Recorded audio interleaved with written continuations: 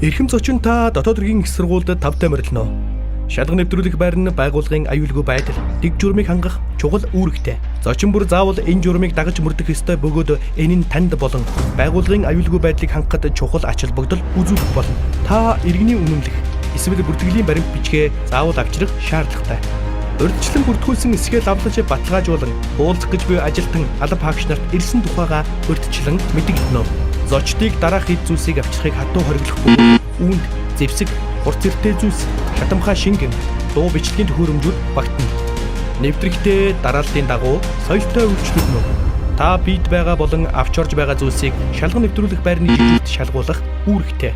Их сургуулийн байрлалд зөвшөөрлгүй зураг болон бичлэг хийхийг хориглоно. Ирсэн зорилгын дагуух маршрутаар зорчино. Хэрэв танд хөтөж дагалдаж байвал заавал түүнийг дагаж хөдөлнө. Хаяг тэмдэглэгийг сайтар анхаарч дагна уу. Зочин та бусдад хүндэтгэлтэй, ээлдэг харьцах үүрэгтэй. Та хичээл сургалтын орчинд чанга дуу чимээ гаргалгүй дэг журамтай байхыг анхаарна уу.